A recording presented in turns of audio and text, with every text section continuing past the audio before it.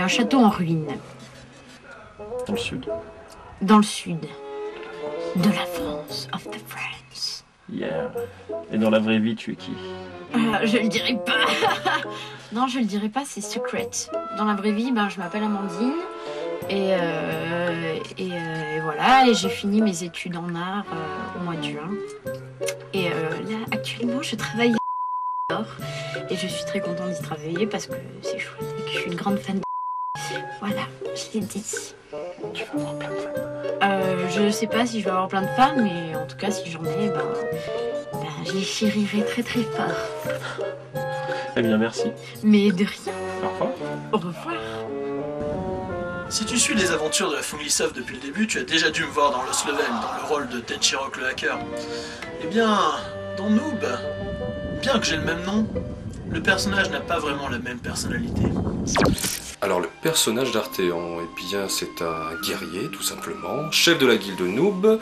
C'est un personnage qui a été créé spécialement pour la série, sachant qu'il n'y a pas vraiment de rapport je pense entre le personnage que je jouais avant dans Lost Level, sachant que bon, si ce n'est les mimiques, la voix, tout ça qui n'ont pas vraiment changé, par rapport au background, à l'histoire du personnage, il n'y a vraiment aucune relation. C'est un personnage, on peut dire, torturé de fait parce qu'il est chef malgré lui je pense. Oui, je pense, c'est même certain, qui se retrouve avec une bande de bras cassés, sachant qu'il a été un des meilleurs joueurs du jeu à l'époque, avec son personnage niveau 100, dans la meilleure guilde du jeu. Donc forcément, il n'a pas toujours le moral, donc ça se voit souvent dans les épisodes. Mon personnage me ressemble pas vraiment, mais j'y mets quand même un peu de ce que je ressens lorsque je fais mes quêtes journalières, c'est-à-dire que c'est toujours la même quête, c'est toujours les mêmes routines, c'est toujours la même chose, donc en fait c'est un boulot, c'est boulot, métro, dodo, sauf que pour H c'est boulot dodo étant donné qu'il travaille chez lui. C'est un grand honneur d'incarner un personnage de cette envergure, mais c'est surtout une opportunité que nous offre Fabien aux filles du groupe d'incarner des personnages féminins mais qui ont un rôle vraiment et qui ne servent pas de quota. Sparadrap, déjà faut se dire que contrairement à ce qu'on pourrait penser, c'est pas que c'est dur à jouer, mais je pense que c'est pas le rôle le plus dur à jouer. Mais après à côté de ça, c'est un personnage qui doit être vraiment, il est super crédule et en fait il en devient attachant. Mais on peut pas, moi je pense que Sparadrap, on peut pas s'identifier à lui. Heureusement d'ailleurs pour toi. Non, on peut pas s'identifier à lui, mais à côté de ça, comme il est très attachant, on l'apprécie beaucoup, et c'est ce qui fait son charme. Après, c'est un gaffeur, voilà, mais bon, c'est pas un homme à femme, ça c'est sûr. mais bon, c'est un perso bien marrant, et moi ça me fait très plaisir de le jouer.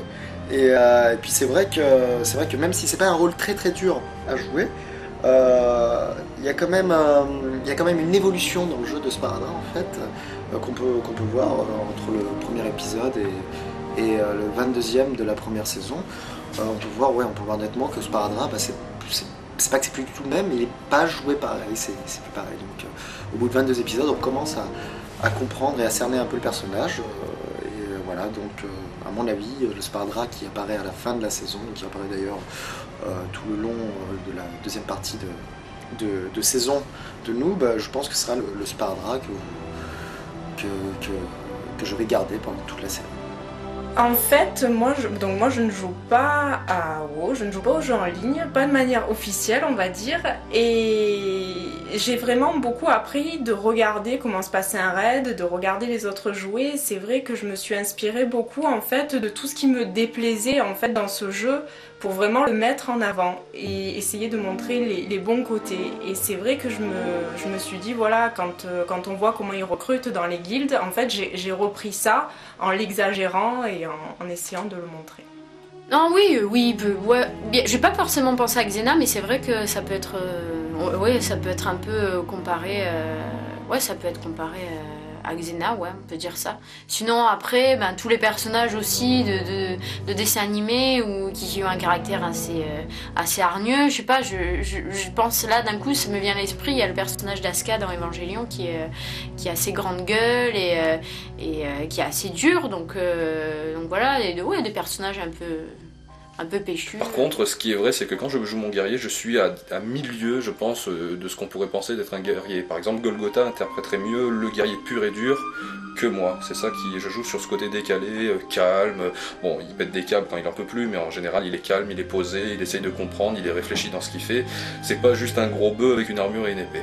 Non, effectivement, j'ai pas forcé le trait puisque je suis comme ça dans la vraie vie. Je suis un ogre en fait.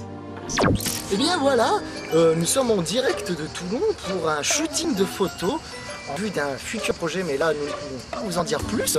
Donc là, c'est des photos qui seront pour la saison 1 et pour la saison 2, mais j'ai aussi une autre surprise pour vous. En effet, suivez-moi, regardez bien. Vous êtes en direct d'un des futurs décors de la saison 2 en pleine construction. Stéphane d'ailleurs qui s'attelle à la construction. Stéphane, ça se passe bien alors? Très bien, là je suis en train d'amener de la terre là, donc on va faire les remblais du château. Ouais. Donc et puis ça avance tranquillement là. On a eu un peu plus de budget, donc là, c'est on a cool. la terre, dès qu'on a des pierres, on fait les murs. Ça va. Ah là là. Ça marche bien la série. Ça marche très très bien et merci à vous tous d'ailleurs pour vos... je veux dire... Merci à tout le monde et à très prochainement dans la saison 2 avec des châteaux forts, maintenant vous le savez. Alors pour le costume, c'est simple, je suis géniste à la base, donc depuis mes 15 ans. Le GN, pour ceux qui ne savent pas, c'est le jeu de rôle en grandeur nature, tout simplement. Donc on s'amuse à aller dans la forêt avec des collègues, on se déguise et on se tape dessus comme dans les films ou dans les jeux de rôle papier.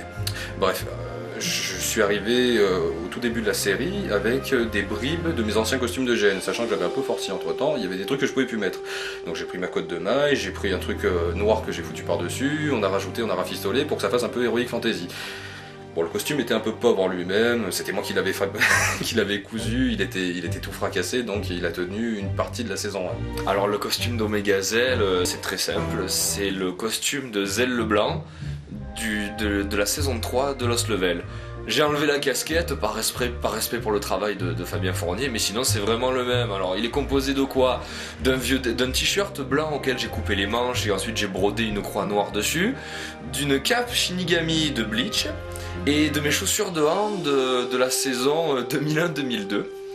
Donc voilà, l'arrivée de Stéphane a été plus que bénéfique pour moi, puisqu'ensuite j'ai eu un costume beaucoup plus sympa, avec le petit capuchon rouge, l'espèce de tabard et mes poignets en cuir.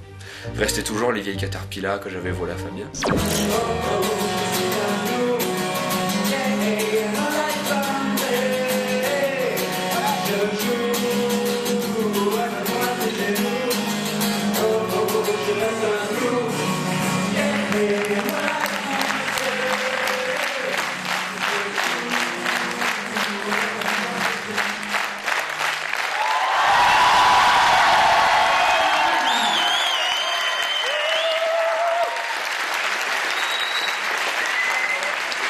Alors au niveau des conventions, j'ai commencé très tôt avec le cartooniste en tant que visiteur, j'avais 17-18 ans à l'époque, c'est Fabien qui m'avait initié à ça, et j'y allais pour voir les dernières sorties manga, les figurines, et pour le cosplay, car au tout début j'y allais cosplayer. Et voilà, alors la plus grosse évolution que j'ai notée dans les conventions, c'est que à l'époque j'allais cosplayer genre en Gretza Yaman, je m'étais fait un super beau costume dont j'étais très fier. Et les gens me prenaient en photo, mais parce que j'étais déguisé en Gretza Yaman, et maintenant on me prend en photo parce que j'incarne mon propre personnage, à savoir Omega Zell. Sinon, qu'est-ce que ça change la série Noob?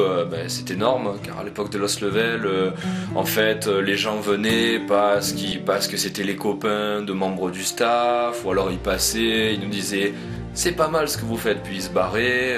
Il y avait rien d'extraordinaire en même temps, je veux dire, on avait encore tout à prouver. Et avec la série Noob, il y a eu...